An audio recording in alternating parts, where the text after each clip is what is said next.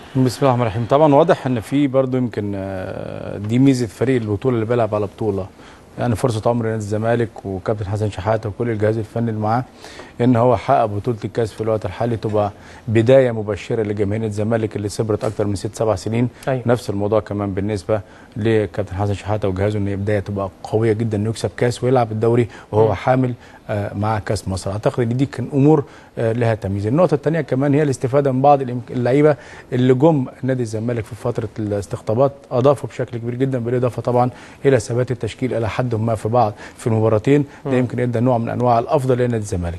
عجبني فريق الجونه، عجبني كابتن انور سلامه في امكانياته لان عارف قدراته عارف امكانياته. عجبني كمان التفوق الهجومي اللي كان عامله في الشوط الاول، المساحات اللي خدها في لعب في وسط ملعب نادي الزمالك، الامكانيات اللي اداها العاشور الادهم واداها كمان نور السيد، كانت اثنين لعيبه اعتقد ان اضافوا بشكل كبير جدا. نور امبارح كمان كان هايل، نور ممتاز هايل، ويعني عمل مباراه من افضل مبارياته في رايي الشخصي، بالاضافه للعاشور الادهم كمان يمكن مباراه ما شفتهالوش من زمان. بص عاشور يعني بيلعب قدامنا دي بقى اللي كان بيلعب فيه السنه اللي فاتت وعايز يثبت، يعني حتى لما احرز الهدف الثاني امبارح من تسديده قويه جدا. كابتن خالد كابتن زيزو جري على دكه نادي الزمالك بيقول لهم يعني ربنا يعني بما معناه ان هو اتظلم، يعني ان هو مشي من نادي الزمالك. نفس الموضوع بتاع حسن مصطفى، هيك اي لعيب بيبقى خارج من نادي كبير زي نادي الزمالك او نادي الاهلي بيحاول يثبت وجوده بشكل كبير جدا، بيبقى المجهود بتاعه مضاعف عشان يثبت نفسه امام جماهيره. بص يا كابتن، يا اي عناصر تنجح كره القدم 4 عناصر. اولى اداره ثابته، ودي موجوده كلها في انديه الشركات، عشان كده الدوري اتغير تماما. تاني حاجه امكانيات، برضه موجوده في انديه الشركات. بص على الجونه، على انبي، على بتروجيت، على الحرس، على طلائع الجيش، كله دول عملوا فارق كبير جدا في الدوري المصري، على عكس الانديه الشعبيه اللي مليئه بالمشاكل ومليئه كمان بالخلافات. مدير فني، اعتقد ان المدرب المصري زي ما ذكر الكابتن زيزو في الوقت الحالي تطور نسبيا في تعديل الطريقه وتعديل الاسلوب من 3-5-2 عقيمه بقى اكثر من 20 سنه الى 4-2-3-1 طريقه حديثه بيلعب بها معظم المدربين الاوروبيين واللاعبين. برضو المدربين بيختاروا مجموعه لاعبين تناسب امكانياتهم وقدراتهم. ده كله طور من اداء الانديه الصغيره اللي في الوقت الحالي اصبحت بالفعل خطر كبير جدا على انديه الاهلي والزمالك والاسماعيلي. خلاص الاهلي بيخرج من انبي، الزمالك كان ممكن يخرج من الجونه امبارح، ما عادش مفيش خلاص يعني الفروقات قليله جدا. هي زي ما قلت لك يمكن الاستقرار وثبات الاداره بالنسبه لنا مهم جدا، يعني عنصر الاداره مهم جدا وتوفير الامكانيات برضو مهم، ومدير فني في تغيير اسلوبه وطريقته واللاعبين. 4 عناصر اذا اكتملوا في اي نادي اعتقد انه ممكن يكون من الانديه الخطره جدا في الساحه المصريه. عايز اتكلم على نادي الزمالك كابتن زيزو في الماتش فراوده وصلاح، بس يمكن اللي بيتحرك اكتر هو صلاح عاشور، لان مهاريا صلاح عاشور امكانياته فنيه اعلى، يقدر يوصل خالد قمر، بيعملوا ثنائيات كويسه جدا هو وخالد قمر، ومع الوقت ومع الانسجام هيكونوا راسين حربه ممتازين جدا بيساعدهم محمد الفيومي. محمد الفيومي من اللعيبه اللي بتشتغل على الطرف اليمين او الطرف الشمال، بس هو مديله اكتر على الطرف اليمين عشان يساعد عبد الله فاروق في النواحي الدفاعيه، ويمكن الفيومي من اللعيبه اللي يقدروا يعملوا الربط كويس في نص الملعب. نقطه الالتزام بقول لك هي رابو والفيومي، نظرا للمهاره العاليه اللي موجوده عند الفيومي والمهاره العاليه اللي موجوده عند رابو، بالاضافه للقوه الجسمانيه والبدنيه اللي موجوده عند رابو. في عيوب موجوده عند فريق اتحاد الشرطه. اولا جبهه واحده اللي شغاله اللي هي جبهه عبد الله فاروق، الجبهه الثانيه بتاعت فتحي مبروك واحمد كمال محتاجه تدعيم، محتاجه شغل كويس، مع ان الاثنين عندهم نواحي هجوميه كويسه، سواء فتحي مبروك او احمد كمال بالظبط، بس ما اشتغلوش بشكل كبير. كان شغال اكتر الفيومي، كان شغال اكتر كمان عبد الله فاروق. النقطه الثانيه عدم خلق فرص قليله جدا، مع ان بكلمك على لعيبه زي الفيومي زي صلاح عاشور زي احمد كمال، لعيبه كلها مهره، بس خلق الفرص كان قليل نظرا لعدم الانسجام، وجايين في اول مباراه يلعبوها مع فرقه برضو متزنه نسبيا اللي هي فرقه بتروجيت. الضربات الثابته خطره جدا عليهم في الكرات العاليه، ويمكن وضحت من كمال علي. معظم الضربات الثابته اللي جت مفيش تنسيق بين احمد سعد، مفيش تنسيق ما بين الاربع مدافعين ولا حتى لعيبه الوسط، ودي من الخطوره اللي موجوده على فريق اتحاد الشرطه. في عندهم عيوب برضه لعدم اكتمال اللياقه البدنيه. في الشوط الثاني الانتاج بيقل، لعيبه الوسط بتقل، بس حلمي طولان بيعمل توازن، اللي بينزل لعيبه برضه هو جابها واعتمد عليها، وهنتكلم عليها اكتر. عنده حسام عبد العال وياسين عبد العال من طلائع الجيش لسه ما استخدمهمش، هو استخدم بعض اللعيبه التانيين. يمكن انا بقول لك الميزه اللي موجوده عندهم راسين حربه متحركين بشكل كويس جدا رائعين، خالد قمر وصلاح عاشور، صانع لعب ممتاز جدا جدا الفيومي مع رابو كمان بشكل كويس.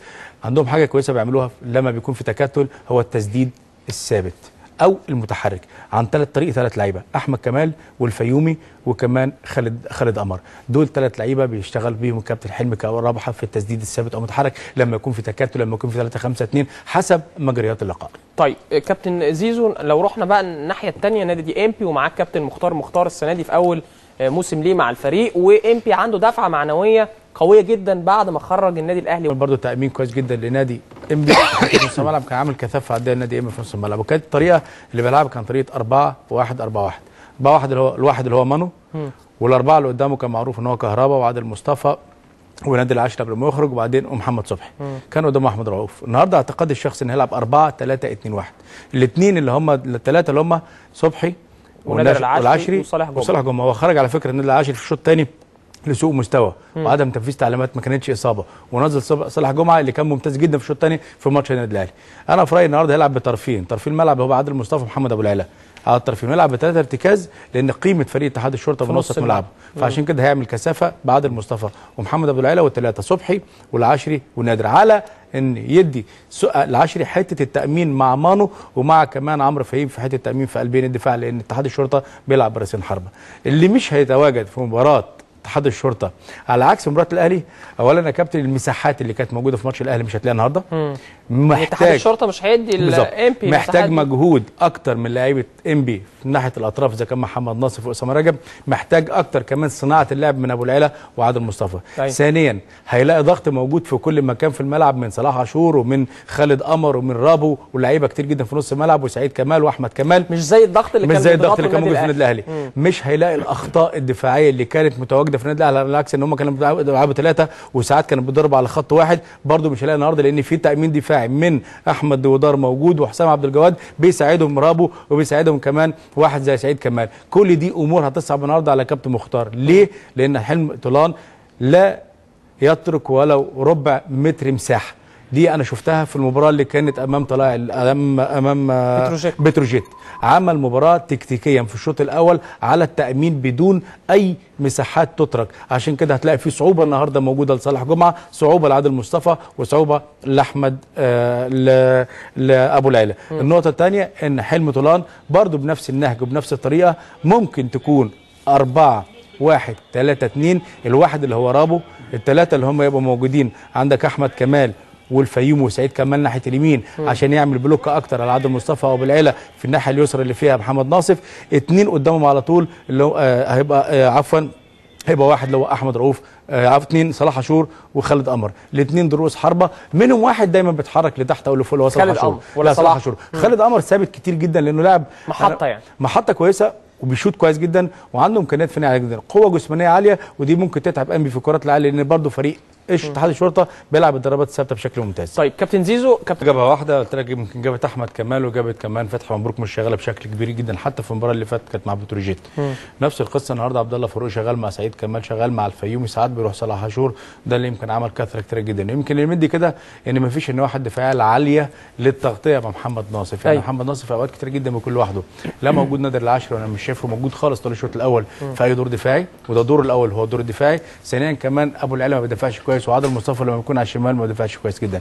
فدايما كان بيبقى في كثره عرضيه في الجبهه اليمنى اللي فيها عبد الله فاروق، كل لعيبه اتحاد الشرطه كان بيعملوا كرات عرضيه، لو في توفيق لخالد قمر في كره او كرتين كانت ممكن النتيجه تختلف. فريق انبي ما راحش غير بكره واحده، يمكن كان فيها حته عشوائيه من رابو وحته عشوائيه كمان من احمد كمال وسعيد كمال في التغطيه، وسابت مساحه ما بين الاثنين بتوع نص الملعب وخط الدفاع، عشان كده استغلوها في ثلاثي عادل مصطفى واحمد رؤوف وكمان صالح جمعه وما ترجمتش الجول.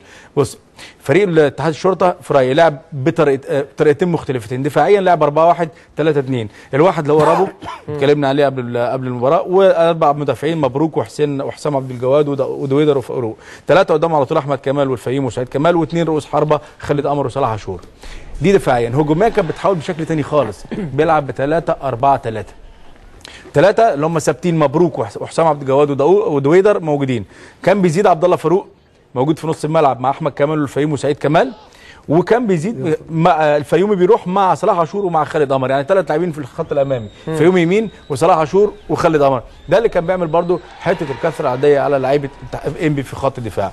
الوسط معظمه كان لصالح فريق اتحاد الشرطه بالظبط، نظرا لتقارب خطوط اتحاد الشرطه، بتتكلم على خط دفاع قريب جدا، على خط وسط قريب جدا، في كثافه عاديه من لعيبه وسط الملعب. طيب عايز اسالك سؤال، يعني المباراه الاولى كابتن زيزو وكابتن خالد بالنسبه لامبي الماتش اللي فات مع النادي الاهلي الشوط الاول كانوا مسيطرين تماما وضيعوا فرصتين. شفنا واحده في القائم تحت، وشفنا واحده في العارضه اللي هي كان انفراد وتسديده من داخل منطقه الجزاء.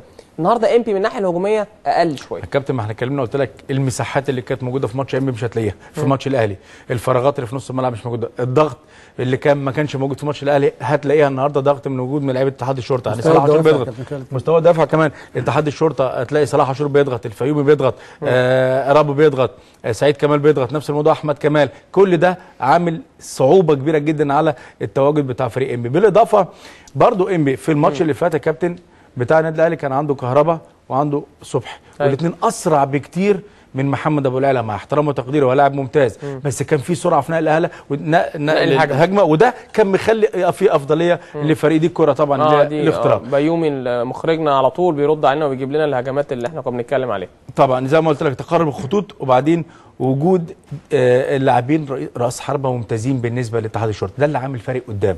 ده موقف فهيم، موقف مانو، واسامه رجب ومحمد ناصف يعني كتير، وحتى مرجع بعض اللعيبه نص الملعب، فده يمكن مساحه كبيره جدا للضغط الامامي لفريق انبي. اللي عجبني في فريق الشرطه انه استفاد ان فريق انبي بيلعب براس حربه واحد اللي هو احمد رؤوف، وكثف وزود عبد الله رؤوف احمد الله فاروق، ولعب بثلاث لاعبين في خط الدفاع. وده برده كان انا في رايي قراءه ممتازه جدا من الكابتن حلمي.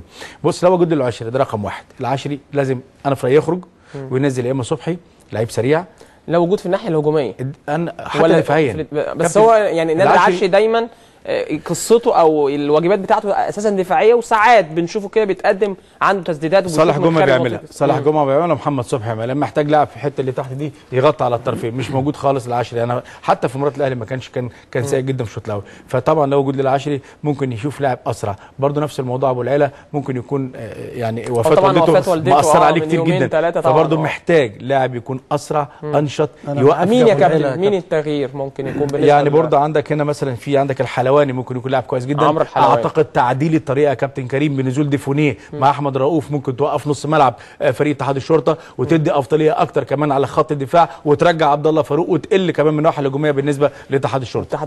كابتن زيزو